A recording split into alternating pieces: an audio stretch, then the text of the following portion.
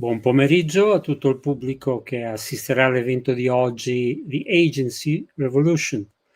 La nostra relatrice Silvia Chini, che saluto, ci parlerà tra poco di come le piattaforme di streaming hanno creato negli studenti una modalità di accesso alle lingue straniere, di come la didattica in classe può sfruttare questo appeal. Silvia Chini insegna inglese e tedesco in scuole secondarie di secondo grado e penso che l'abbiate già conosciuta per diversi webinar, collabora sotto varie forme con Rizzoli Education e Mondadori Education. Fra le tante altre sue cose è autrice del corso LitHUB, Literary Echoes and Future Visions di Rizzoli Languages.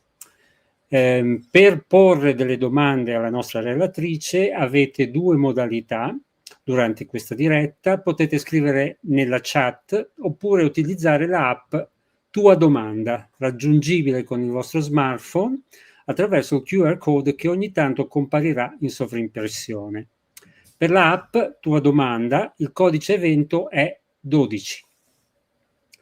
Ricordo, un'ultima cosa prima di partire con il webinar. Questo evento fa parte del ciclo della formazione Sofia. Per ricevere la certificazione, quindi, è necessario frequentare almeno il 75% dei minuti complessivi del corso. Per ciò che riguarda gli attestati, l'attestato Rizzoli Education sarà disponibile nella sezione I miei attestati entro le 24 ore successive a ogni modulo. L'attestato con certificazione ministeriale sarà disponibile nella sezione Le mie iniziative formative della piattaforma Sofia. Credo di aver detto tutto ciò che serviva per, il versante burocratico. Lascio volentieri la parola a Silvia Chini. Ciao Silvia, buon lavoro. Buon pomeriggio Franco, buon pomeriggio a tutti. So, hi everybody. Welcome back to the Agency Revolution. This afternoon we'll speak about a trend that intrigues and scares, to be honest, a lot of teachers, myself included. Today we'll speak about the way social media can play a role in ESL student-centered teaching. But first of all, I'd like to know what you do in your lessons, whether you use social media or not. That's the reason why I'll start this webinar with a question. Do you use social media in your lessons? If yes, which platform? Facebook, Instagram, TikTok? Please share your answers in the chat below so that we can understand if you're already familiar with social media in class or not, and whether you use certain platforms or not. I'd like to, even if the answer is no, you can type no, okay? There's no right or wrong answer. Just type in the chat below if you use social media. Instagram, thank you. Facebook and Instagram, no, okay, that's great. YouTube, great, thank you. No, okay, no, exclamation mark. Not yet, but I like to, okay. No, good. Instagram, thank you. No, okay. We have different approaches. I absolutely like TED Talk. I also use TED Talk a lot. Thank you. I absolutely appreciate the fact that there's somebody who doesn't use social media in class. Sometimes Facebook and YouTube, okay, TED Talk. I find TED Talk really useful, to be honest. I give suggestions about Instagram and TikTok content. Oh, great. So for students to use at home, I suppose. TED Talk, thank you. Okay, thank you for sharing. Mostly, I would say Instagram, TikTok, TED Talk, okay, and YouTube, okay, and somebody, Facebook. So without any doubt, social media, from the moment they made way into our lives, okay, they've changed, they have transformed everything. The way we socialize, the way we interact, the way we look for holiday destinations, the way we look for restaurants. And yes, I would say also the way we teach. The period in which social media was only meant for entertainment, I think has gone. It has become an integral part of our education, okay, of our world, but education as well. As you can see from the pie charts, a couple of years ago, 41% of teachers in different European countries and different high schools and universities reported using social media in their classes for teaching purposes, okay? While, as you can see in the other pie chart, okay, 90% of students around the world have reported using social media for specific academic purposes, especially as a school resource, but I think there's more.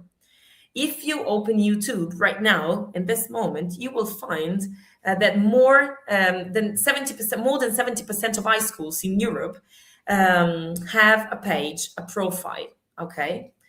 I know that we tend to think that social media can't match our teaching goals, but the truth is that they can help us, okay? Not only because online interaction, as you can read there, had inspired students' interests towards learning English, but also because it's the word our students experience every single day. So I'd like to tell you one thing. I'm not speaking today about social media as a tool for interaction, okay? I know that online there are a lot of activities, okay, that ask students to interact on social media platforms. I'm not speaking about anything related to communication using social media platform, because we're in class, so our relationship is a real life relationship, face-to-face relationship. So I'm not a great fan of communicating using social media platforms. I believe in the power of real life group works. So the content, okay, can be, for the content, we can rely on social media, but not for the relationship and the group works, okay? Today, we'll speak about the two most used by our students. Instagram, we all know Instagram, a photo and video sharing social networking service. It allows students to upload media with short descriptions, really short descriptions. And TikTok, okay, TikTok was named the leading video-based social media app in 2023. So with 1.5 billion active users, and our students are pros at using TikTok. So I have one last question for you today. For the people who said yes in the previous question, what do you use social media for? Videos, podcasts, songs, reading, essay prompts, or just ideas? What do you use social media for? Just for the people who said yes in the previous question. I'd like to know whether you use them for just videos, to show them videos and podcasts, and thank you. Oh, videos, okay, reels, thank you, very good. Videos, okay. And these are videos and songs, okay. These are mainly what they're meant for. Ideas, okay, ideas for you, I think, for teachers. Videos, okay. Today, I'm not saying anything about social media for teachers, okay? But if you look for ideas, you will find many, especially American teachers and English teachers have their channels in which they advertise sometimes, or they offer ideas on different topics, or grammar, for example, or simply new ideas or different ideas on how to work in class on a specific topic. So if you just have some time to spend online and you look for high school teachers or teaching ideas, ESL teachers of Instagram is a common hashtag. So you will find a lot of ideas for you that you have to implement and then use in class. Videos and reels, thank you. No, okay. Reading ideas, news. Oh, that's great. Thank you. And Lucia said also essay prompt and songs. Thank you. So before moving to actual teaching ideas, I'd like to summarize the student-centered approach we started last time for the people who didn't attend our previous meeting. The student-centered approach we mentioned for the first time last time is a teaching approach that shifts away from teacher-guided lessons, okay? Student-centered learning is an approach to learning in which learners choose not only what to study, but also how and why.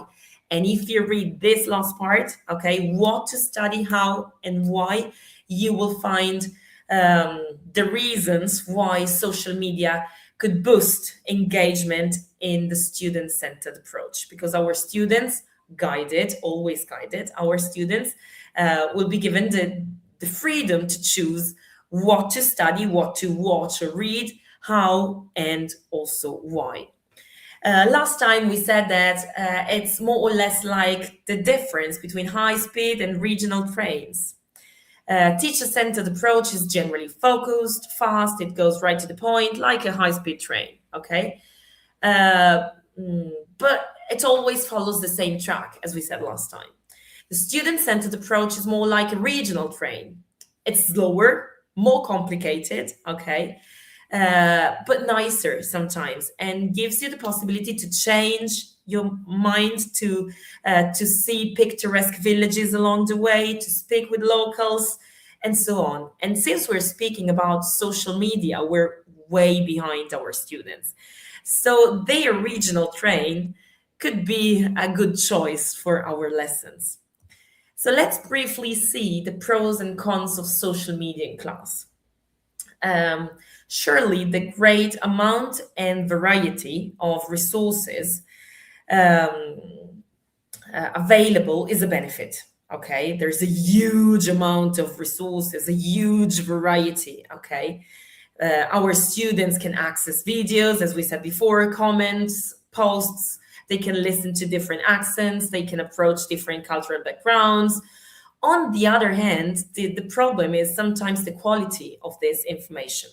Students need to be aware of concepts like bias, fake news, fragmentation, okay, disinformation, misinformation, so prejudice also. This is the reason why activities, and the activities I give you today, need to be carefully planned and carefully monitored. So using social media is 100% engaging for our students because it's something they like, something that belongs to their world, okay? But the risk, well, I would say it's not a risk, it's a certainty. Content is highly fragmented, okay? Because that's the core nature of social media. And sometimes, unfortunately, often, we find a lot of disinformation and fake news. So activities with social media are absolutely engaging and absolutely student-centered, but they need to be carefully planned and guided. So many articles speak about the possibility of combining the student-centered approach with social media, where the social media take over the task of providing information, okay? While presence phases can be used for giving the content more meaning. This is what I was saying before. I'm not speaking about communicating using social media platforms. Social media take over the task of providing information, okay? And the rest is real life, okay? Moreover, we know that students who are given the freedom to explore areas based on their personal interests not only achieve higher results, but also they develop and grow personally. It's the core idea of student-centered approach we're exploring in this course and we approached last time. Material found on social media is authentic because it's created by native speakers for native speakers and not for learners, which is great for our students. They love it. Material found on social media is adaptable, is collaborative. Sometimes you can post, sometimes they ask you to share a comment, to share your favorite thing or whatever. It gives our students a voice, okay? And all these characteristics that you find here, adaptable, authentic, active, collaborative, empowering, student voice, personal experience, anytime, anywhere, okay? And this goes back to the definition we gave of student-centered learning. All these characteristics are the ones we mentioned last time, speaking about the student-centered approach. That's the reason why social media can boost our student-centered approach. In the second part of this webinar, I'd like to give you some ideas, some practical ideas on how to use social media in class. and combine social media with a student-centered approach. The first idea is super easy. It's a project, it's project-based, okay, and could be used with any level, any textbook, any topic, any class, and so you don't have to change anything about your lessons, about the way you're teaching right now. This is the same thing I told you last time. There's no need to revolutionize everything, okay? Let's take it easy, one step at a time. If you're interested in this approach, you could change one thing per class, per year, you decide, because we don't always have the right class and the right moment of the year to do that, okay, to make an experiment. So this is a super easy activity for any level, as I said, any topic and any class, I would say. And this makes a perfect starting point for the people who are not super familiar with social media in class. We read before that there are some colleagues who are not using social media in class. And to be honest, I'm not using them every single time. Every now and then there's a project or there's something based on social media, but it's not something that I do every single lesson. And this could be for you, dear colleagues, a good starting point. It's a project that encourages creativity, critical thinking, and participation. And why not? If you like it, you could add some features of gamification. So let's go back to the teaching idea. So you teach your unit as usual. You have here some pictures taken from different textbooks. We all have more or less the same topics, okay, in our textbooks. Lower levels, we generally have music, food, sports, weather, or higher levels, we have money and health. So we teach our unit as usual. Generally, we have a reading, a listening, some pictures to encourage speaking and whatever. While teaching, use some TikTok videos or Instagram posts or videos or pictures, okay? Show some videos or some pictures to make the topic more real. For example, do you have a unit on music and festivals? Today it's St. Patrick's Day, so you can show a TikTok, a reel of a traditional festival, St. Patrick Festival around the world. Okay, not just in Ireland, also in Chicago or in the United States. Are you teaching food? Many restaurants have their TikTok channels, but also many chefs and also many common people explaining recipes. So you could show something related to food. Same for weather. You can, are you teaching weather? You can show some memes about rainy days in the UK, for example, this year, or you can show some videos of people dealing with everyday issues in different weather conditions. Okay.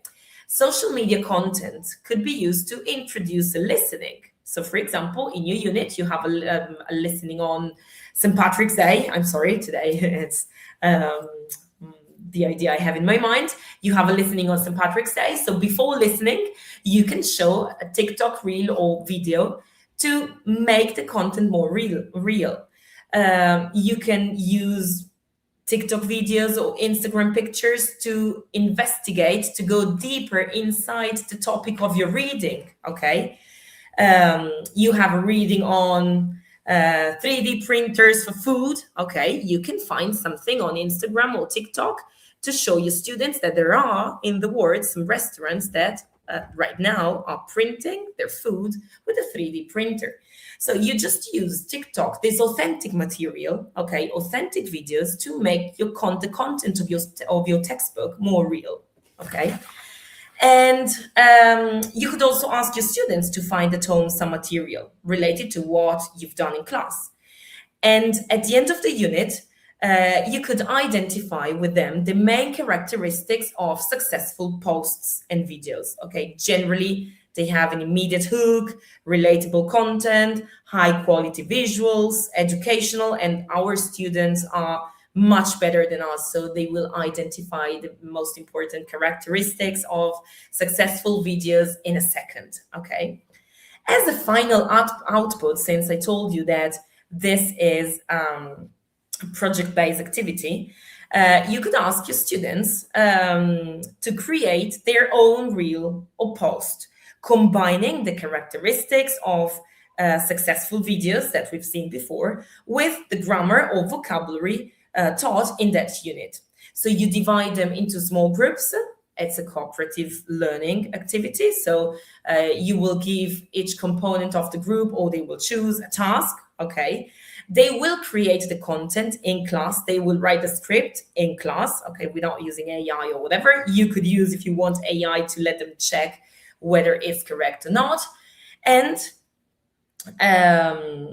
they will show the product, the lesson after. So this is the moment I told you before. If you want to, you could add some gamification features, okay? Otherwise, you could simply use their product as a student-generated content. Last time we've spoken about the importance of student-generated content. This is something real, something they can create on their own based on what you taught in class. Another chance you have, another ideas you have is using this social media content creation as a part of choice boards, okay? Even last time, I know I mentioned choice boards, but I'm not saying a single word about choice boards because next meeting will be with my colleague and friend, Cristina Prandi, and she will explain you every single secret about choice boards. It's a great way to give students voice, choice, and agency in learning, as you can read in the title of your next meeting. So there are a lot of different possibilities. You could ask them to create the video, the reel, and bring it back next class. You can ask them to create the video and then in class, ask them to generate some exercises or short activities on the video they had created. You could use the video creation as part of choice board. So you do not change anything about the way you teach that unit. You just simply add a twist, okay? You can add that hook, like the successful videos, the characteristics of successful videos. You add that hook that makes students more engaged. The same could be done with posts, okay? If you don't feel confident with videos, if you don't want to use videos in class, okay, you can use posts. You can use pictures, okay? Instagram is full of pictures, okay?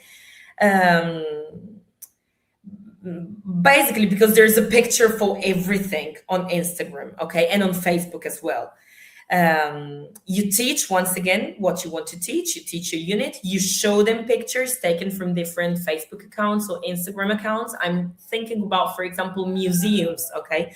Museums have a lot of pictures on their profiles to show not only what they display, but also to show the different possibilities, different activities, different promotions, different extraordinary exhibitions and other things, okay? You find the characteristics of a successful post. In this case, we don't have the hook, we don't have the emotional content. Well, emotional content, yes, but we have headlines, we have captions, we have background, we have the content. And this is perfect. Working with pictures is perfect for people who are practicing for first certificate. As you know, in the second part of their first certificate exam, they're describing pictures and comparing and contrasting. So you could pick two different pictures related to the content you're teaching from different Facebook or Instagram profiles, and you can ask them to compare them, to describe them in the foreground, in the background, the usual things we do with FC preparation, but related to social media content. Another thing I'd like to speak about is business English. Social media could be used for case studies as well. And that's something I've recently discovered. This example is taken from one of my fourth year classes, okay, Liceo delle Scienze Umane, Indirizzo Economico, and we wanted a different type of CLIL. So we decided to combine the more traditional structure of CLIL with a business case study using social media, okay, not only, but also social media. The CLIL was divided into two parts, okay, 2+1, so 3 steps. The first one was vocabulary teaching, okay, basic business stuff. As you can read in the example, we've explained how organizations are structured, so told the difference between tall and flat, the tasks of a manager, the difference between an employee and employer. And every time we explained a tiny theoretical bit, let's say a theory, they had to go and look for real life material, okay, on social media. They had to investigate, okay, a real company on social media. So, for example, after explaining tall and flat organizations, after explaining delayering, span of control, empowerment, all the things you can see here, students were divided into pairs. They were given a company, and after theory, they were asked to explore social media to find how that part of business was presented.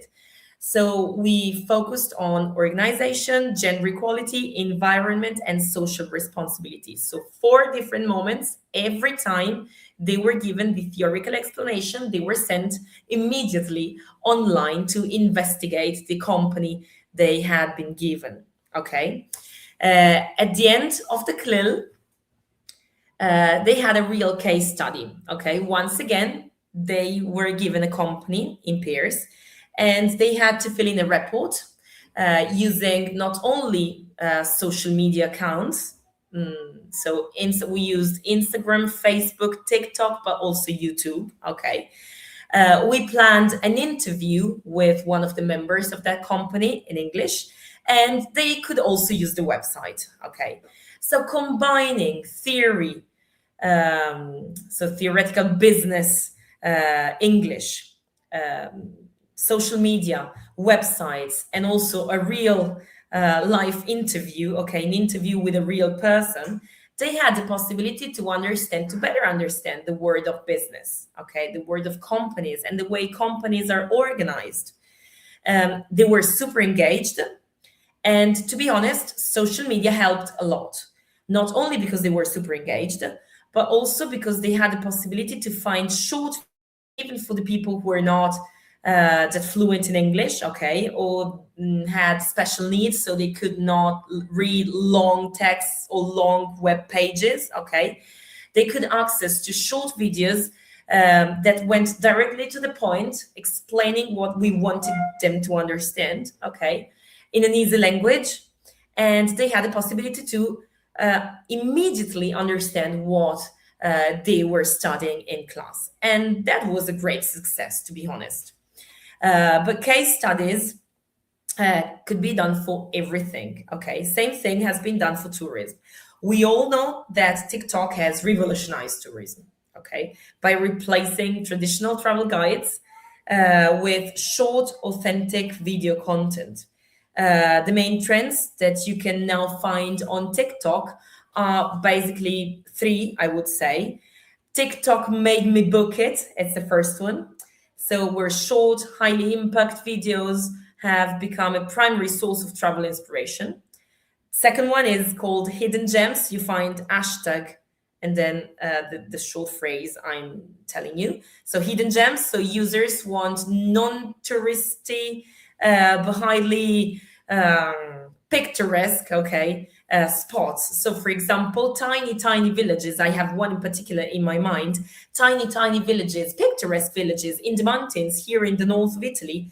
In the past, nobody knew them, okay? But thanks to TikTok and this hidden gems hashtag, they're now super popular. And there are people going there just to see the 2 or 3 things showed on Instagram. I know it sounds crazy, but it's the way it works, okay? And these tiny villages, or this tiny village I have in my mind, is full of people now, really crowded during the weekends. And the third one is live like a local. So of course, people promote experiences that are authentic. So why not use these trends that our students know? Because our students, they perfectly know these trends. They perfectly know how they work, and they use them when they want to choose a holiday destination to go to with their classmates. Okay, so why not use these trends when we teach our units that speak about holidays or travel destinations? I'm thinking especially about not only about places, but also about museums. Okay, so you can teach whatever you want to teach. You can teach your unit about travel destinations, especially if you teach in a Istituto Tecnico per il Turismo. You have a huge part of your programs in your triennio about travel destinations and travel accommodations and transport and whatever. And then you use some real life videos, okay, TikTok reels or Instagram posts to make the content more real. And you ask your students to create an output. Same thing we said before. Or you ask students to, at home, to investigate different videos, to watch different videos and to make some notes, to answer some questions. You can give them some guiding questions or to create questions for their classmates.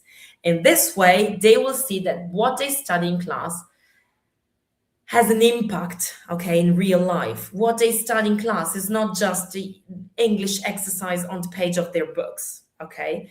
It's something real. It's something that has an impact. It's something that they can use out of your classrooms, okay?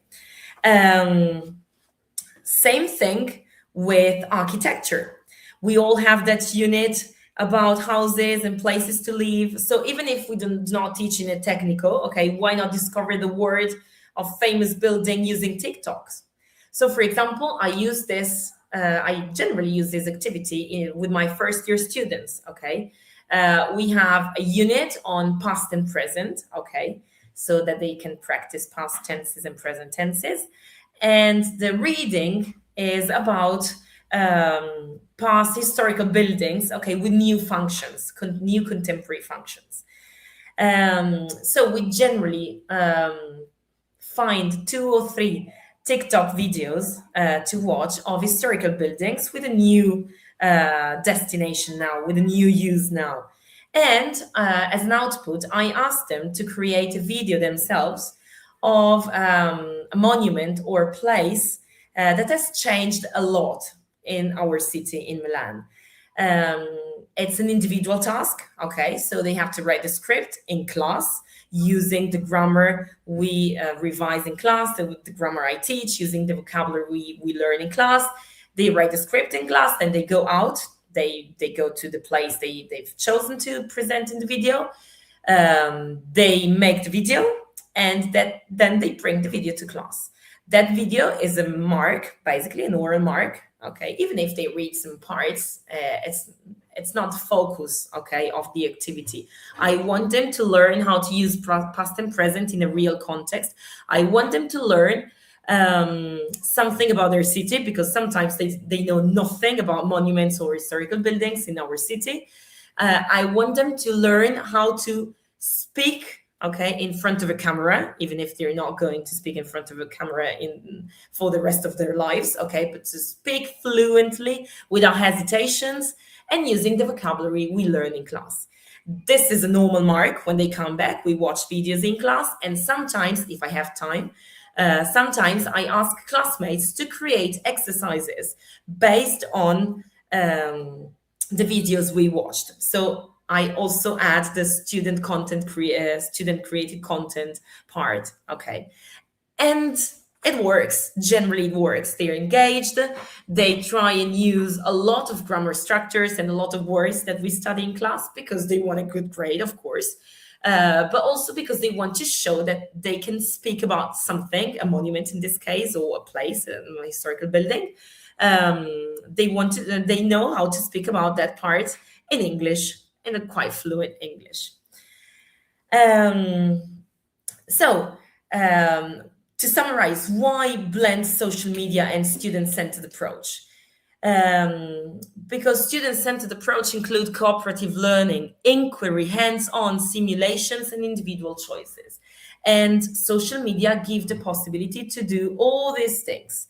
So cooperative learning, we've seen the peer work or small group work at the very beginning. Hands-on, so they have real-life situations, real-life videos, as I said before. These are videos created for native speakers and not for learners. Simulations, so when they create a video, they simulate something that is real life communication, okay? And individual choices through choice boards or through other choices. You will investigate with my colleague Cristina Prandi next during your next webinar. They will be given a voice. They will be given the possibility to choose what to do, to choose what monument to present, to choose what company to investigate, to choose whether to use Instagram or TikTok or YouTube or the three of them. So room arrangement is likely to be flexible. Tables, chairs move to accommodate tasks. And this is exactly what happens while we're learning vocabulary, okay? Tables and chairs are in a certain layout, okay? When we work in small groups, the arrangement is flexible, okay? We move, okay? We sometimes use computers, we sometimes use textbooks, we generally use pen and paper. Learning takes place in whole group, as I said before, small flexible work groups. Sometimes the group change, okay? For the first part of the unit, they work with some classmates. For the video, they work with other classmates. Teacher is at the side of the learning process. So once they move towards the last part of the last step of the unit, so the creation of the content, teacher is at the side, okay? We go through the classroom, we chat with every single group, we see if they need help, but generally, they perfectly know what to do with social media platforms. And goal is student mastery, deep understanding of content, knowledge and skills. And that's what I've just explained. So moving to something more traditional, I'd like to spend some minutes on grammar. We all know that it's an issue, that students do not like revising or learning grammar. So social media give us a possibility to change the way our students think, okay, or perceive grammar. There's an article, it's quite short, but if you want to start with, it's a good starting point. I wrote with my colleague and friend Lena Dochet about teaching with memes, and memes are great to teach grammar. Not only grammar, also vocabulary, but I would say that memes are great to teach mainly grammar, okay? Before giving you some ideas, I'd like to spend some minutes on the definition of a meme. I'm sure you're familiar with memes. Memes are everywhere now. The original meme was a term coined to describe how cultural information spread. But now, of course, the term refers to something different. As you can read from the Oxford Dictionary, it's an image, a video, a piece of text, typically funny, okay, copied and spread by internet users, okay. And we have different types of memes. We have verbal, non-verbal, and mixed. As we all know, as the one you see here, memes are formed by a short text, so it's great also for people with difficulties, with special needs, people who can't read long texts. So a short text or phrase, okay, or sentence, and a picture. And therefore, they are an abridgment of the so-called multimodal approach, I would say, that we've mentioned several times in our last webinar. So it's a multimodal approach to grammar in this case, okay? Instagram is full of memes, okay? And since the sentences used are very easy, they can be used for lower levels and lower level grammar topics. So present simple, present continuous, pronouns, past simple, but also, why not, B2 and 1 level grammar. Relative clauses, as you can see here, past tenses, perfect tenses. So basically everything, okay? And here you have a couple of ideas. Idea number one. So students look for some memes they like. You ask them, you simply, without introducing anything, you ask them to look for some memes they like, okay? They print them out, they bring them to class, and teacher sorts them out, okay? You will have some present simple, some present continuous, some past simple, some past continuous. You will have different grammar topics, okay? And you can set up a gallery walk for your student for the lesson after, okay, to help them investigate the grammar behind the memes they had chosen, okay? If you don't know what a gallery walk is, just a brief explanation. Basically, students walk through the class in pairs or small groups to share ideas, to respond to meaningful questions, documents, pictures, memes, in this case, hanging on the wall. You can give them some guiding questions if you want to focus on the grammar structure. In this case, you want to focus on. For example, the ones I showed you before, just go back 1 second. You can ask them to focus on the verbs. So for example, copy the verbs you see in the memes, you read in the meme, okay? And they will copy them. And then you can ask them a reflection on the verbs they've copied, okay? Gallery walks are great. You could use gallery. I use gallery walks for basically everything, okay? Not every single lesson, but very often. You can use them to introduce an historical period. You can use them to introduce something, an author, or something about literature. When you can use to introduce, you can use them to introduce a grammar topic or vocabulary. You can use them for everything. And if you have the right class, they will be super engaged. With a couple of guiding questions, they will be able to go around the class, walk around the class, look at different things, chat with their classmates, or chat with the classmates or with the teacher if they need help, answer the questions and focus on what you want them to focus on. And it's a highly engaging activity, okay? So once they had the gallery walk with your guiding questions, you can have then one lesson focusing on the grammar structures of the memes they had chosen at the very beginning of the activity. And you can ask them to copy the same structure, okay? To use the same structure to make different sentences or to make different memes, okay? The second idea, it's slightly different, probably for higher levels, okay? You present a meme, you choose whatever you want. In this case, okay, I survived another meeting that should have been an email. I saw it on the internet, it must be true. So if you're working with models or if you're working with tenses, okay, higher levels, and you highlight verb tenses, okay, you highlight modal verbs. You can ask your students to identify the characteristics of the meme, of the grammar of the meme you've shown them. And you can ask them to create their own meme using the same verb pattern, okay? If you're working on models, you can ask them to recreate a meme using models, okay? If you're working on perfect tenses or whatever, you can ask them to recreate the same pattern. And if you didn't find the meme you want online, AI could help you, okay? This is Gemini, but you can use whatever you want, basically. And this is something I did myself yesterday. So I asked Gemini, create a meme using present simple verbs, okay? AI gave me a list of verbs because he wanted me to choose, basically. And the one I chose is basically something related to daily routine because I wanted something easy, okay? And then Gemini asks you if you want to create a picture, okay, along with the sentence for the meme. If you just type yes, this is what you can see. If you do not like cats, you can ask AI to use other animals. If you want AI to use human beings, you can ask AI to use human beings. You can do whatever you want. So you can create the perfect meme that you need for that specific lesson, that specific topic, that specific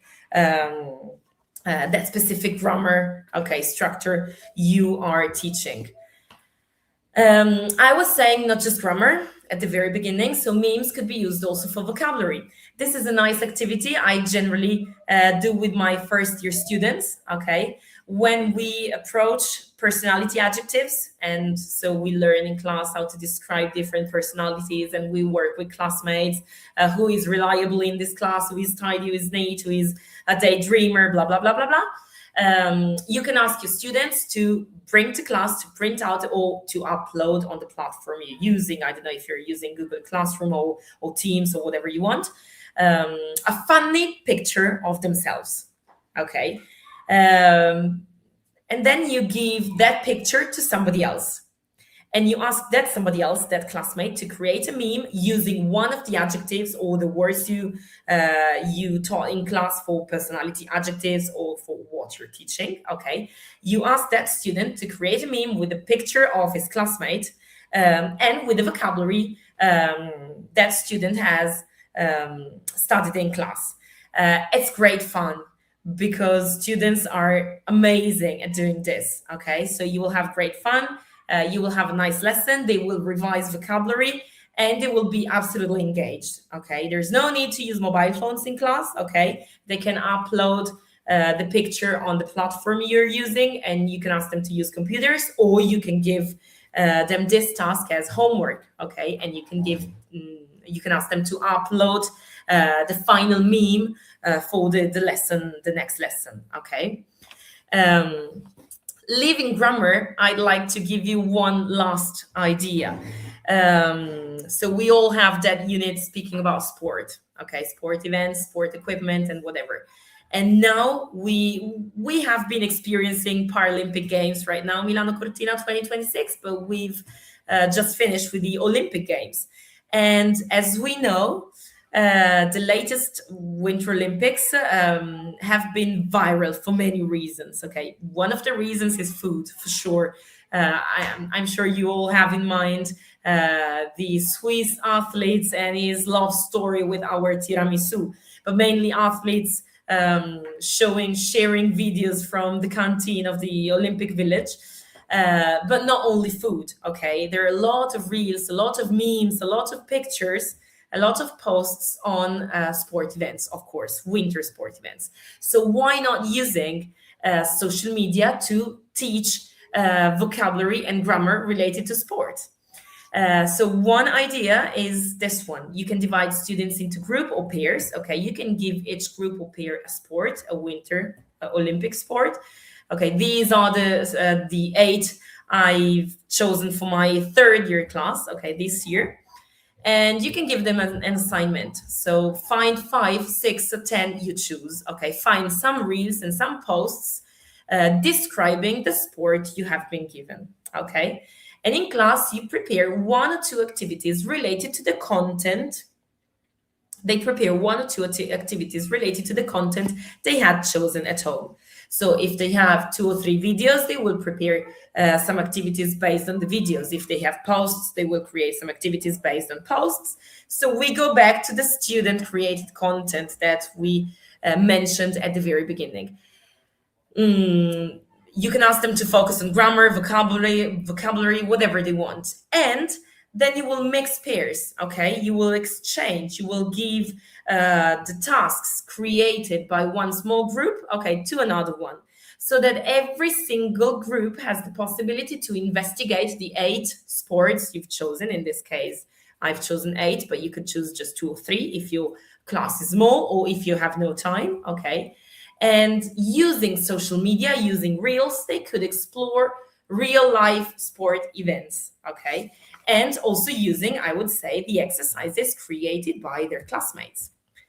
Other ideas, always on Winter Olympics. So for lower levels, always with the 5 reels or 5 posts they could find on social media platforms. You can ask them to make notes and to write the vocabulary needed to describe and to explain something about the equipment for that sport. Or you can ask them to write 3, 4, 5 sentences to describe what they see, so they can use present tenses if you have lower level students. You can ask them to write the rules of the sport, so using models, using other forms. Or you can ask them to match activities, okay? So for example, activities with similar equipment, activities, if you have 2 groups working on 2 different sports with similar equipment, they can match and they can see the differences and the similarities of their sports.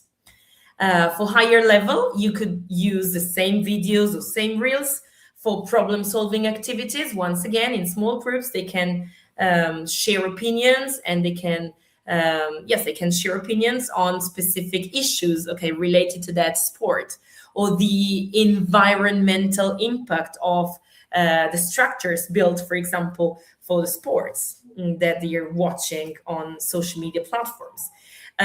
Or they can share the core values of Winter Olympics or Olympics in general, okay?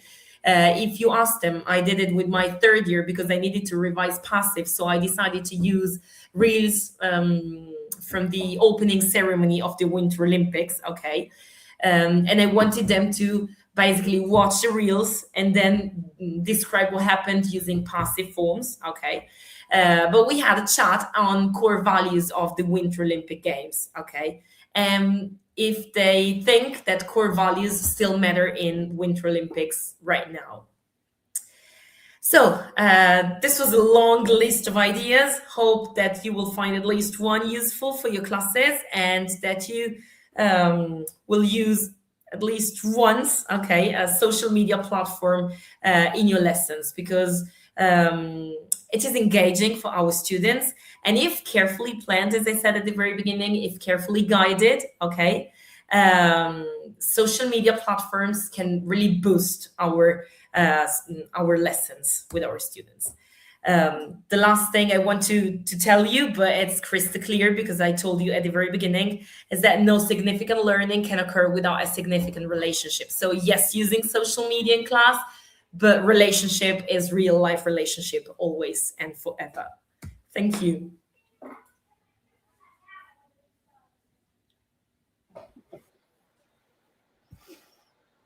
Grazie Silvia, una presentazione molto densa di idee, speriamo che abbia fatto breccia e si diffonda un pochino la pratica, indipendentemente da quello che il Ministero in modo ondivago chiede di fare con i cellulari e con i social. Abbiamo ricevuto dalla nostra chat un paio di domande. La prima, che forse potrebbe anche essere molto pertinente per molte scuole, soprattutto per i licei linguistici. Si possono usare i social anche per la letteratura? Allora, sicuramente sì. Nel nostro scorso incontro abbiamo parlato proprio di student-centered literature, non c'erano assolutamente i social media come parte dell'incontro, però ho menzionato i book talk. Adesso questo fenomeno è assolutamente virale, è assolutamente consolidato, e devo dire, con mia grande sorpresa, non lo pensavo, che i nostri ragazzi, anche se non leggono, ma i book talk sanno cosa sono, a volte li guardano. Quindi perché no? Magari provare a utilizzare le piattaforme social, soprattutto attraverso il canale dei book talk, per proporre delle letture e lasciare magari loro la possibilità di scegliere, oppure per proporre una lettura e chiedere loro di andare a cercarsi un book talk che cominci a introdurli, diciamo, nell'atmosfera del libro che abbiamo scelto. Oppure ancora, dopo aver letto un libro, dopo averlo analizzato in classe, novel study, quello che facciamo di solito, chiedere loro di creare un book talk, quindi condensare tutto quello che si è fatto, che è stato fatto, in quei pochissimi minuti del book talk, per arrivare a più persone possibili. Ecco, questo è di solito il punto focale dei book talk. Ma tu potresti spiegare a un vecchio boomer come me che cos'è un book talk? Allora, sono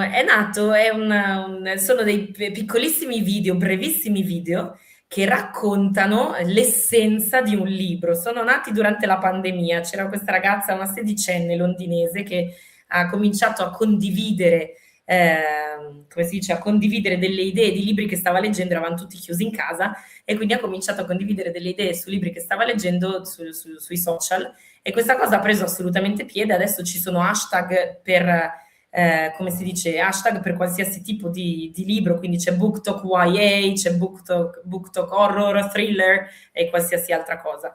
E in pochissimo tempo, come di solito accade per i reel, per i video dei social media, in pochissimo tempo bisogna condensare l'essenza del libro, quindi bisogna arrivare direttamente al punto, non grandi introduzioni, e per i nostri ragazzi devo dire che questa cosa spesso funziona, perché i grandi preamboli poi loro si stufano, ma se chiediamo loro di arrivare subito dritti al punto, a volte ci stanno, ecco, ci seguono. È un ottimo esercizio. E c'è una domanda arrivata ora da Matilde. In una programmazione annuale, secondo lei quanto tempo dovrebbe essere dedicato a queste attività?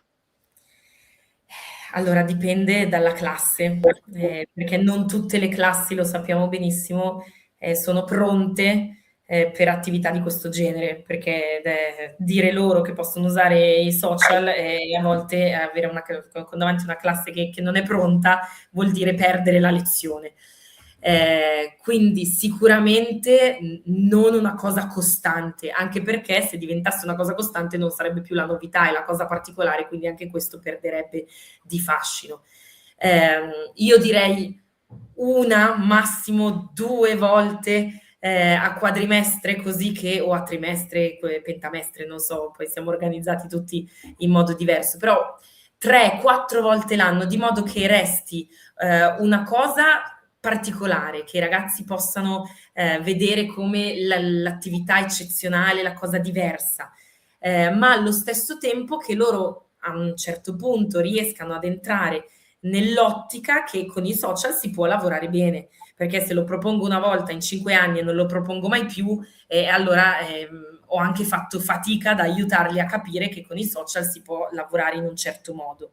Se invece lo propongo con una certa costanza, quindi non lo so, io mi attesto sulle 3-4 volte, poi invece ci sono classi dove si può fare molto di più, classi dove non si può fare neanche 4 volte. Però un 3-4 volte l'anno loro entrano nell'ottica che è una cosa che si può fare, è una cosa che ci porta nel mondo reale. Certo, non sempre si può dedicare l'intero tempo dell'attività che ho presentato, anche solo la prima, ok? Però invece magari provare a dare come compito a casa di cercare dei video su TikTok che parlino, non so, della festa di San Patrizio a Chicago, piuttosto che del ristorante particolare che stampa con la stampante 3D così, quello si può fare anche un po' più frequentemente, perché loro se lo guardano a casa è un compito che fanno assolutamente più volentieri di tanti altri, e a scuola poi riescono a riportare una parte di mondo reale. So benissimo che non possiamo usare device e compagnia in classe, ma facendo fare loro il lavoro a casa e riportando, e poi magari riguardando velocemente noi il video dalla LIM, sicuramente loro sono molto più motivati. Ecco, se il compito tradizionale, le risposte al testo, piuttosto che è corredato da cerca un reel che mi fa vedere questo nella vita reale, che cos'è veramente, sicuramente l'appeal è molto di più, ecco, per loro. Certo. Siamo agli sgoccioli, siamo quasi fuori tempo massimo. C'era un'altra domanda che può essere interessante, se riesce a rispondere in modo sintetico, come conciliare, diciamo, questo tipo di linguaggio multimediale con i diversi livelli linguistici che possono esserci in classe, se c'è una strategia. Allora, sicuramente questo ci aiuta molto, perché mentre i reel possono essere un pochino più difficoltosi da comprendere, un po' più difficili da comprendere, soprattutto per i livelli molto bassi, i memes o i vari post o le immagini sono di immediata comprensione per tutti.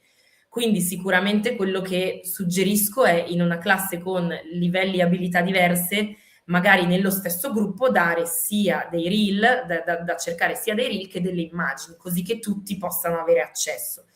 Poi sicuramente queste immagini possono avere delle scritte, ovviamente poi noi conosciamo molto bene il livello dei nostri ragazzi, quindi sappiamo fino a che punto si possono spingere. Online ci sono tantissimi reel bellissimi, fatti molto bene, per bambini, okay? o per adolescenti, preadolescenti, quindi con un linguaggio molto più semplice, però non fatti per quelli che studiano l'inglese, quindi sempre fatti per native speakers. quindi si possono magari utilizzare questi video che sono, diciamo, indirizzati a un target di età un pochino più basso, quindi un pochino più semplice. Noi li usiamo con dei ragazzi un pochino più grandi, però hanno la possibilità di comprendere tranquillamente. Benissimo, grazie. Se non ci sono altre domande, mi sembra che non ce ne siano, perché vedo che molti del pubblico sono già ai saluti. Io ringrazio Silvia per l'ottima, diciamo, chiacchierata che ci ha proposto, e ringrazio tutti i partecipanti. A questo punto vi aspettiamo ai prossimi eventi sul nostro sito. Buona serata.